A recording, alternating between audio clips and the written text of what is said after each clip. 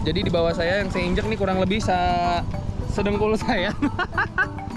Pade tunggu itu. Ayo, ayo. Ada kecolok mataku kena air.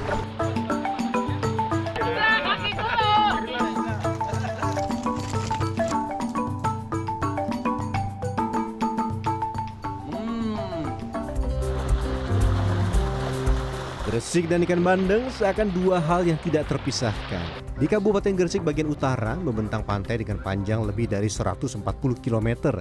Dan di sekitar kawasan pantai inilah berdiri lahan-lahan tambak, baik yang dikelola oleh pemerintah setempat maupun dikelola secara swadaya oleh kelompok masyarakat pembudidaya ikan bandeng.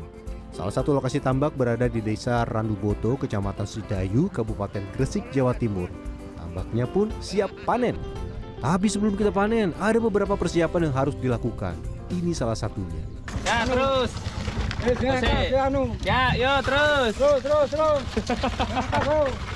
Selamat datang pemirsa di segmen Sehari Menjadi. Di episode kali ini kita akan memanen ikan bandeng dan mengolahnya, tapi belum panen. Prosesnya ini persiapan untuk pendinginnya dulu, karena takutnya ketika ya udah dipanen tapi nggak ada pendinginnya atau untuk pengawetnya rusak. Bukan separuh. Sabar, Pade. Sabar. Salah satu kolam tambak tradisional dengan hasil panen 5-10 ton membutuhkan setidaknya 50 balok es berukuran besar. Ya, nunggu sampai, kalau dua-duaan takutnya yang glosor. Pengawetan ikan bandeng di suhu dingin bisa menghambat kerusakan, menjaga kesegaran, dan juga menjaga nutrisi yang terkandung di dalam ikan. Sebagian lokasi tambak sebetulnya bisa dijangkau dengan kendaraan roda 2. Namun sebagian lain ternyata harus menggunakan sampan.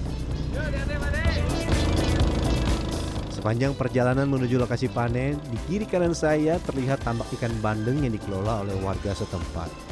Luas tambak di Kabupaten Gresik mencapai 32.000 hektar. Dan kabupaten ini menyumbang 40% dari total luas hamparan tambak di Provinsi Jawa Timur. Setelah nyaris 1 jam berada di atas sampan, akhirnya kami tiba. Proses panen membutuhkan bantuan puluhan warga. Ada yang bertugas mengangkat ikan, ada pula yang bertugas menggiring ikan bandeng menuju satu titik agar mudah dijaring. Kegiatan pertama selama panen bandeng itu adalah menggiring ikannya.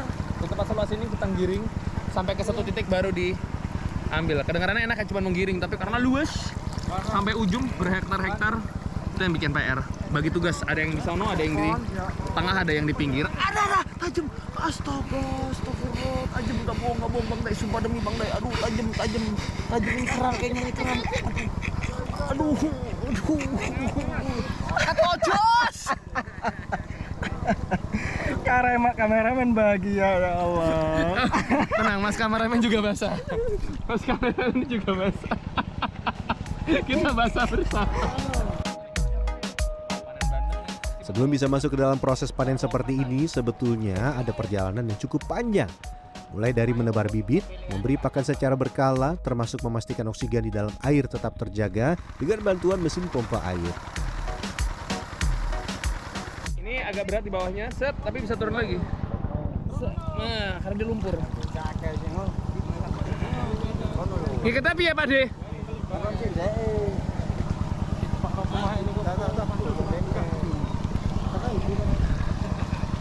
Nah, guys. Jadi di bawah saya yang saya injek nih kurang lebih sedengkul saya. Segini nih. Ini lumpur. Dari sini sampai kaki itu lumpur. Perlahan jaring dirapatkan sedikit demi sedikit hingga ke tepian tambak. Panen bandeng sebaiknya dilakukan pada pagi hari saat ikan belum diberi makan. Ini berguna untuk menghindari kerusakan pada organ pencernaan yang akan terlihat dari luar. Tentu ini bisa membuat harga ikan bandeng turun drastis. Ketika jaring semakin rapat, ikan bandeng mulai berlompatan, berusaha keluar dari jaring. Kami harus sigap untuk menahan bagian atas dan bawah jaring agar ikan tetap berada di bagian dalam. Siap. Jalan aja susah, ya Allah, berenangnya gua. Pade, tunggu itu.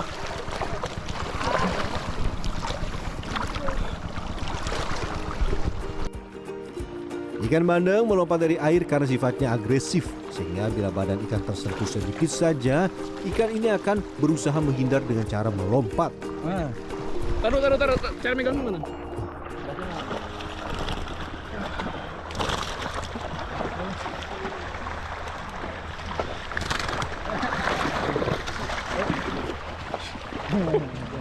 Dia ajarin belajar megangnya dulu. Ternyata susah. Jangan lupa ya. Tanya Siap. sama yang baju kuning, satpam keamanan. Karena payau. Payau. Ada kecolok mataku kena air. Ada. Ya Allah, pas banget kena bola mata. Warga memprediksi pagi ini ada sekitar 7 ton ikan bandeng yang bisa dipanen. Ada yang mau kabur. Nah. Masuk aku. Oleh. Sebagai anak baru. Dah, biar aman.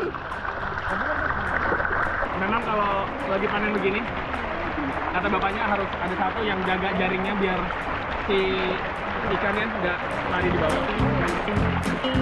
Rata-rata ikan bandeng yang dipanen berukuran 200-500 gram. Ini berarti setiap 1 kilogramnya berisi 2-5 ekor ikan. Artinya, hari ini ada puluhan ribu ekor ikan bandeng yang kita panen. Wah, semangat Pak!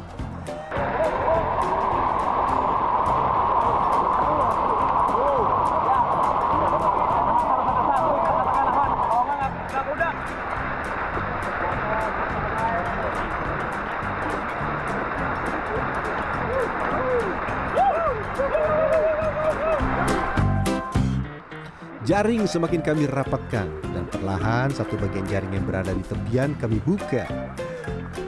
Kami menunggu beberapa saat hingga ikan bandeng tidak terlampau agresif. Secara keseluruhan produksi ikan bandeng di Kabupaten Gresik mencapai 87.000 ton setiap tahun.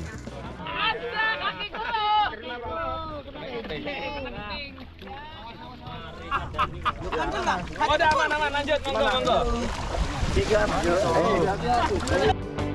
Dan kali ini salah satu bagian jari kaki saya sobek terkena sirip induk ikan lundu atau ikan keting. Saya ingin terakhir pun, Mantap.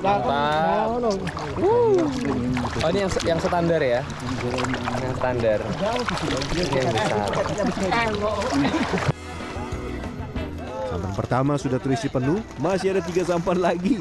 Tambahkan es batu agar ikan bandeng tetap segar sampai ke tangan pelanggan. Pengiriman ikan bandeng dari wilayah ini tidak hanya tersebar di penjuru Jawa Timur, namun juga hingga Jawa Tengah, Madura, Pulau Dewata, dan Bali. Meski sekali panen bisa mencapai hasil 6-10 ton, ada begitu banyak tantangan yang harus dihadapi. Akhirnya ikannya mati. Gitu Mas. Pernah? Iya pernah. Sampai satu tambak begini? Total semua mati. Itu sudah ruginya luar biasa itu. Ratusan juta petani tambak.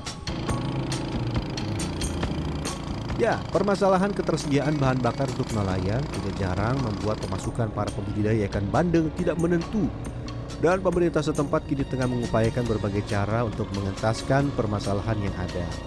Bayangkan saja kalau bandeng ini harganya cuma 10.000 aja. Berarti 10.000 kali 80.000 itu hampir 2 triliun. 2 triliun ini berputar di ekosistem bandeng. Kita lanjut, ada begitu banyak variasi kuliner yang bisa dibuat dari ikan bandeng. Dan di Kabupaten Gresik ada salah satu olahan ikan bandeng yang sudah eksis sejak tahun 1969. Otak-otak ikan bandeng dan ikan bandeng asap. Sisik ikan bisa jadi sumber bau amis pada masakan bila tidak dibersihkan terlebih dahulu. Harus betul-betul bersih ya. Insang dan isi perut merupakan sumber bakteri paling besar pada ikan, sehingga harus juga dibuang. Lanjut, pisahkan daging ikan dari kulitnya. Setelah itu keluarkan daging ikan dengan cara menekannya dari bagian ekor hingga bagian sirip. Jangan lupa siapkan bumbu untuk dicampur daging ikan bandeng. Wangi. Ada bawang merah, bawang putih, jahe, daun jeruk, daun salam, tepung jar, merica, dan lain-lain. Bumbu otak-otak. Ikan bandeng memang dikenal sebagai salah satu ikan dengan jumlah duri terbanyak. Lebih dari 150 duri di setiap ekornya. Kita campur daging ikan, telur, dan rempah-rempah yang tadi telah dimasak. Jadi perbandingannya 1 kg ikan bandeng dan 1 kg hal-hal lain. Tapi yang jadi perhatian saya adalah ini nggak pakai tepung sama sekali. Jadi rasanya harusnya ya sebelum nyoba nih harusnya sih sangat amat banding. Lanjut masukkan adonan ikan bandeng ke dalam kulit. Terakhir cepit dengan bambu, bungkus dengan daun pisang, dan bakar dengan arang batu kelapa. Setelah otak-otak bandeng setengah matang, lepaskan daun pisang dan bakar kembali ikan sampai matang sempurna. Wasrok hidung, bu, wangi bu. Ini bumbu-bumbunya tuh bikin sangat harum. Terus lapar ya. Wah, hanya jadi otak-otak bandeng? Wah, tentu tidak. Gresik punya kuliner lain yang sudah tersohor seantero tanah air. Iya, ikan bandeng asap tanpa tulang. Ikannya, tulang dipisahkan secara manual dengan alat pencapit. Setelah itu ikan dimasak dengan teknik pengasapan selama 1 jam. Setelah 1 jam diasap menggunakan arang batu kelapa, ikan akan berubah menjadi kecoklatan yang menjadi penanda ikan bandeng asap sudah matang. Itu tidak afdol kalau kita tidak mencoba ikan yang sudah kita masak.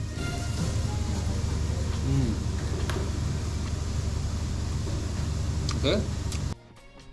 Kalau ini rasanya mirip dengan otak-otak tapi jauh lebih padat dan kenyal. Walau sudah tersohor sebagai wilayah penghasil ikan bandeng segar, pemerintah setempat kini tengah merangkul sekitar 1.000 UMKM pengolah ikan bandeng untuk mengenalkan Gresik pada masyarakat luas lewat aneka olahan ikan bandeng.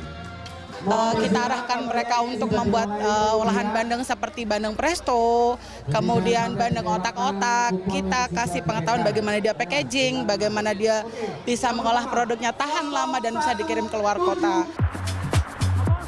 Ada yang tertarik menjajal serunya menjadi pengolah ikan bandeng? Kalau ada yang mau, jangan lupa siapkan tenaga yang besar ya, karena sekali panen bisa mencapai berton-ton seperti ini. Rian Fernando, Dewi Agung Yuljarto, Jawa Timur.